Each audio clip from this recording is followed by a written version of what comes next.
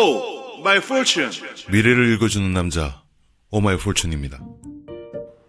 2022년은 이민년입니다. 2021년 신축년에 비해 출산 태길하기가 한결 낮습니다.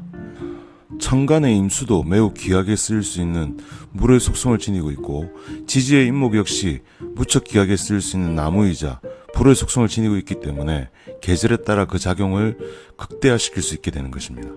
여기서 한 가지 정리하고 넘어가야 할 것이 있습니다.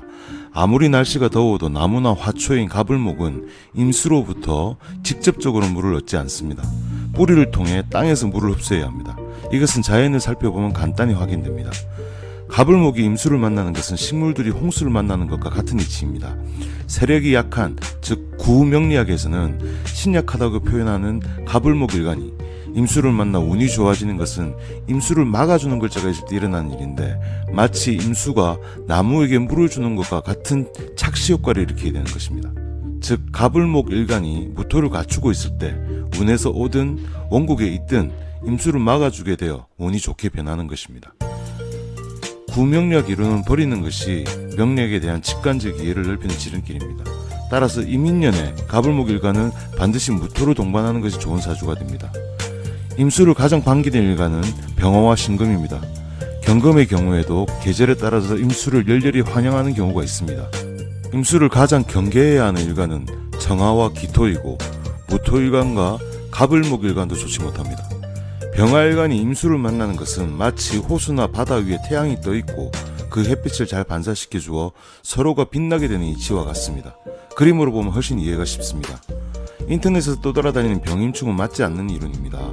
병화일간이 사주원국에 정화가 있는 경우 임수를 만나게 되면 내 이름을 환히 빛내줄 수 있는 임수를 겁재인 정화에게 뺏기는 격이라 타인에게 내 공로와 명예를 박탈당하는 불운이 찾아오게 됩니다. 또 무토가 있을 경우에는 무토가 임수의 진입을 막아서 병화일간이 사업이나 직장 등에서 내 결실이나 성과를 잃게 되는 결과를 초래하게 되는 것입니다. 이런 경우에 병임충으로 오해하여 짧은 임상 경험을 일반화시키려는 시도를 하게 되는 것입니다. 병임충은 맞지 않는 이론입니다. 이런 이론이 기존 명리학에 허다하게 유포되어 많은 명리학 학습자들을 혼돈시킵니다. 이민년의 임목은 나무가 필요하거나 불이 필요할 경우 매우 기묘합니다.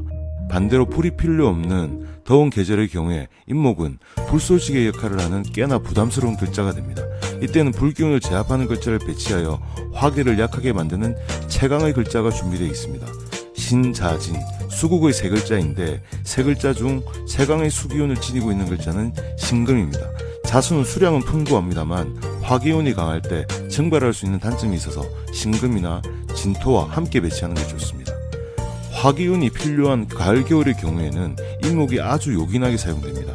오화와 술토를 함께 배치할 경우 임목을 극화할 수 있는 금의 기운을 제압하여 임목의 기능이 재구실을 할 수 있게 보디가드 작용을 하는 셈이죠.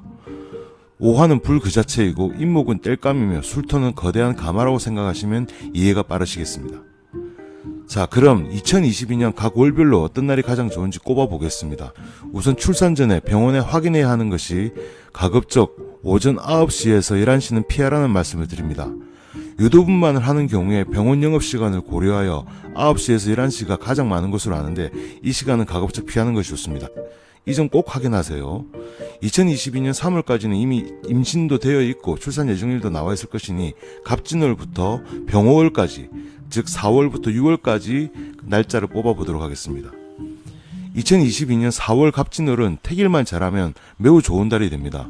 이민년 갑진월인데 갑목의 쓰임새가 무척 크고 임목과 진토의 조화도 아주 좋습니다. 가장 좋은 날짜를 뽑아보겠습니다. 2022년 4월 6일에서 7일로 넘어가는 밤 11시에서 새벽 1시입니다. 남아보다 여아가 더 좋은 명입니다. 강력한 편재 기운, 즉 상의력과 넘치는 에너지 기운을 평간 병화로서 제어할 수 있습니다. 즉 에너지 넘치되 스스로를 잘 제어하고 통통 튀되 끈기 있는 아이가 됩니다. 두뇌 명석하고 문장이 뛰어나며 다양한 방면에 재능이 있는 아이가 될 것이고 배우자 자리도 꽤 좋습니다. 결혼을 느끼시는 것이 좋은 명입니다. 새벽 시간이라 의사 선생님이 해주실지가 관건입니다. 2022년 4월 7일 오전 7시에서 9시도 좋습니다. 절대 오전 9시를 넘겨서는 안됩니다. 병원에서 9시 넘어서 하자고 제의가 들어올 수 있어서 각별히 드리는 말씀입니다. 역시 여아가 조금 더 나은 명입니다. 이 사주의 특징은 수호천사, 즉 용신이 무려 4글자나 있어서 하나가 위험해지면 다른 하나가 역할하게 하는 구조입니다. 똑부러지게 야무지고 언변이 발달하며 20대 초에 이미 어느 정도의 기반을 닦게 되는 사주 구조입니다. 배우자 자리가 좋고 이성에게 인기가 많은 사주입니다. 역시 결혼을 좀 늦게 하는 것이 좋습니다. 5월 3일도 좋긴 한데 위에 두 날짜 번호는 조금 좋지 못해서 구체적인 설명은 생략토록 하겠습니다.